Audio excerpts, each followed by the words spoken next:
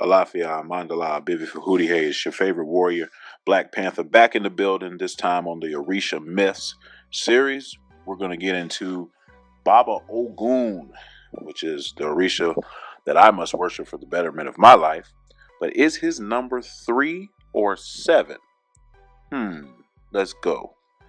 Well, Ogun is commonly associated with both numbers, but to say that it is his number isn't quite true.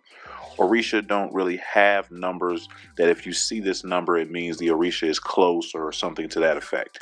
It more refers to literature of the cowrie shell divination system, which you will see the number 3 represented by an Odu of Ogunda. Ogunda commonly means Ogun divides. So people associate that with Ogun. And I would agree. Yes, that is, for all intents and purposes, his Odu. But other Orisha speak in this Odu as well. Ogun is not the only one that speaks in this Odu. So it is not exclusively his Odu. And within the literature in the Odu, there's nothing about 3 being his number. Let's move on to the number 7. The number 7 relates to the hunter's poetry called Ijala.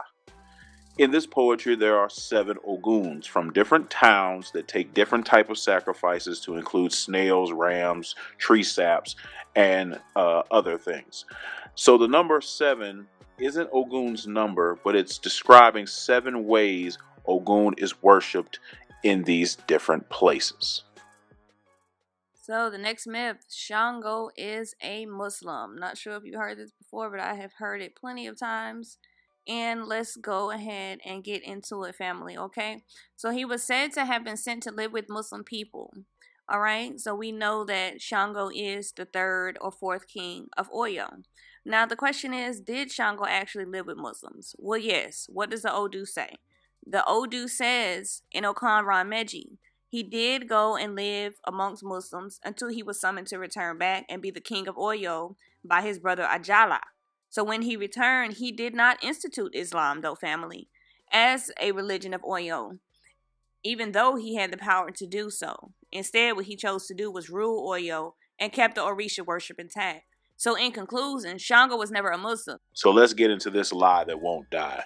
Eshu is Satan.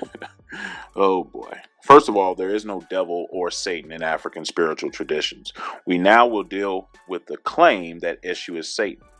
This comes from a man named Samuel Ajay Crowther, who was a Yoruba man that translated the Bible into the Yoruba language. When he did that, he linked Eshu and Satan together, which is a farce and an outright lie.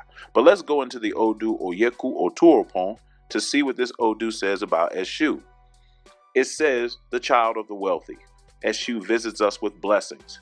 Eshu block evil on our tracks. Eshu divert prosperity to our households of the initiates. May Eshu stand with us always. This is not the narrative of Satan in the Bible, and is actually the opposite. We can label this myth debunked and keep going. That's right. Y'all heard what the Blak Pantha said.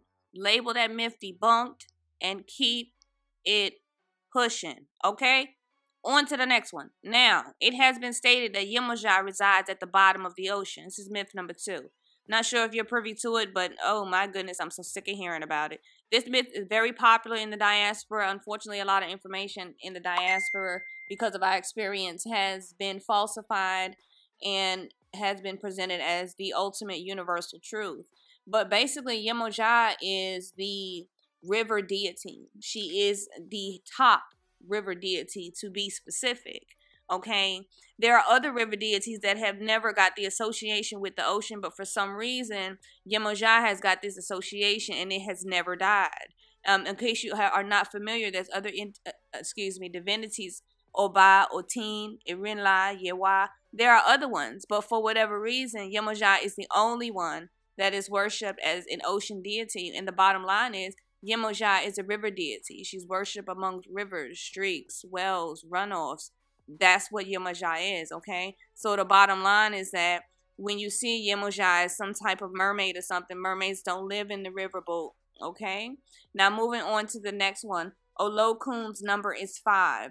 So this also stems and goes along with the number 4, because so basically they're saying that Yemoja is at the top of the ocean, Olokun is at the bottom of the ocean, but Olokun actually means owner of the ocean. All of it, not a part of it, not some of it, but all of it, okay?